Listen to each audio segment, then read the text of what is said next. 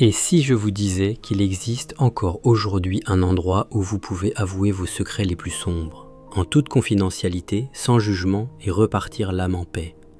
Un endroit où le secret est si absolu que même un juge ne peut pas l'obliger à parler. Eh bien, ça existe.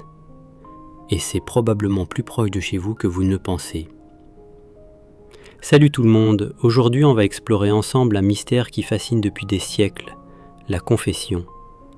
Est-ce que ça existe encore en 2025 ?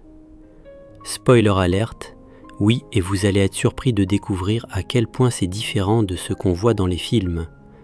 Avant qu'on plonge dans ce sujet captivant, petite pause, si vous aimez ce genre de contenu qui démystifie nos traditions, abonnez-vous et activez la cloche.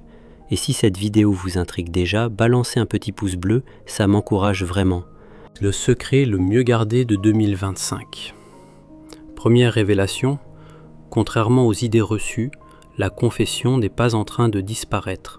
Au contraire, dans notre époque où tout se sait, où tout se partage, où la moindre erreur peut finir sur les réseaux sociaux, il existe encore ce sanctuaire de confidentialité absolue. Le secret de confession est si inviolable qu'un prêtre préférera aller en prison plutôt que de révéler ce qu'on lui a dit. Ça, c'est du niveau de confidentialité qu'aucun psy, aucun avocat ne peut vous garantir. Mais d'où vient cette pratique qui traverse les millénaires ? L'origine, plus révolutionnaire qu'on ne croit. Tout commence avec une phrase de Jésus qui a littéralement changé l'histoire. « À qui vous remettrez ces péchés, ils seront remis. » Imaginez l'impact. Donnez aux humains le pouvoir de pardonner au nom de Dieu.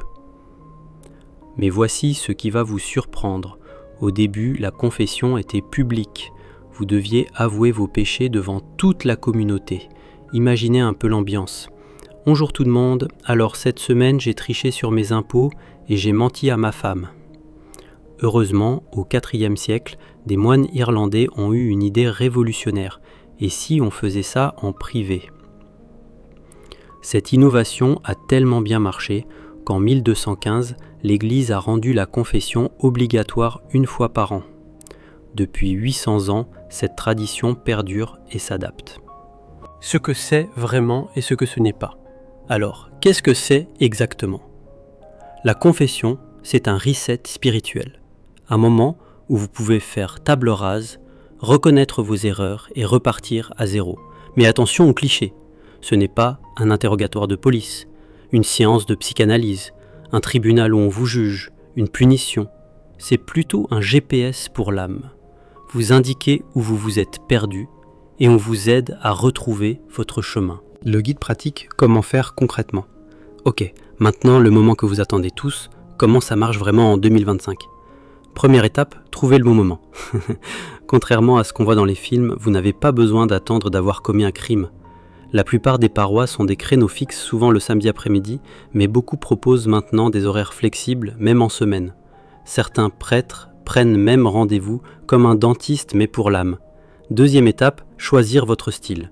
Vous avez le choix entre le confessionnal traditionnel, anonymat garanti parfait pour les timides, la confession face à face, plus personnelle comme une conversation, les célébrations pénitentielles, préparation en groupe, confession individuelle.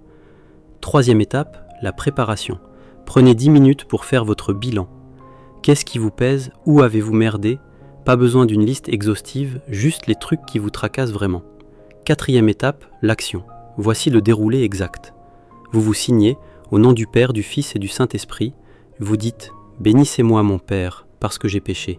Vous précisez « Ma dernière confession remonte à 6 mois, 2 ans, jamais ». Vous balancez vos trucs « J'ai été méchant avec mes parents, j'ai triché au boulot, j'ai menti à ma copine, soyez direct, pas besoin de roman, j'ai volé plutôt que, alors voilà, j'étais au supermarché, il y avait la queue, j'avais pas envie d'attendre ». Le prêtre vous donne des conseils, ou pas, il vous file une pénitence, généralement quelques prières, rien d'extrême. Vous récitez l'acte de contrition, une prière de regret, il vous pardonne officiellement, et voilà, vous ressortez clean. Que dire exactement ? Le guide sans tabou. La question importante. Qu'est-ce qu'on avoue exactement ? Les péchés graves, les gros trucs, vol important, adultère, violence, etc. Si vous savez que c'était vraiment mal et que vous l'avez fait quand même, c'est dans cette catégorie. Les péchés légers, mensonges sans gravité, moments d'égoïsme, colère passagère, vous pouvez les mentionner aussi. Le secret, soyez honnête mais concis. J'ai menti suffit, pas besoin de donner le WhatsApp complet de votre mensonge. Et si vous savez pas quoi dire, dites-le. Mon père, ça fait longtemps, je sais pas trop comment faire. Tous les prêtres ont l'habitude. Les évolutions 2025, plus modernes que vous ne pensez. La confession a évolué avec son temps. Fini l'image du prêtre sévère qui vous fait culpabiliser. Aujourd'hui, l'accent est mis sur la bienveillance et l'accompagnement. Nouveauté moderne. Horaire flexible, adapté aux emplois du temps. Confession sur rendez-vous. Approche plus psychologique et moins moralisatrice. Confidentialité renforcée, même niveau qu'un secret médical. Prêtre formé à l'écoute active. Certaines paroisses innovent même avec des soirées réconciliation, préparation en groupe avec musique, témoignages, puis confession individuelle. C'est plus convivial et moins intimidant. À quelle fréquence? Le dosage parfait. L'Église recommande minimum 1 fois par an. Mais en réalité, c'est selon vos besoins.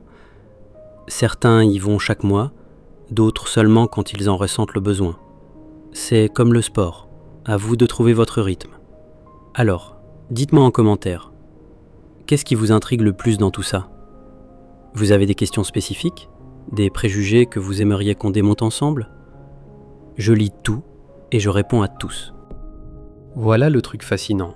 Dans notre monde ultra connecté où tout se sait, où la cancel culture guette, où chaque erreur peut vous poursuivre à vie, la confession offre quelque chose d'unique, un vrai pardon, un vrai oubli, une vraie seconde chance.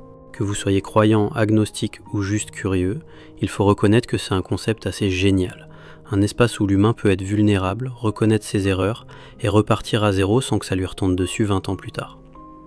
La confession en 2025, c'est finalement ça. Un antidote à notre époque du jugement permanent. Un endroit où être humain, tout simplement. Si cette exploration vous a plu, likez, partagez, abonnez-vous. Et surtout, restez curieux. Le monde regorge de mystères et de traditions qui n'attendent que d'être découverts. À très bientôt pour de nouvelles découvertes. Je vous laisse découvrir notre vidéo sur comment recevoir l'hostie, les secrets d'une communion réussie. Que Dieu vous bénisse. Amen.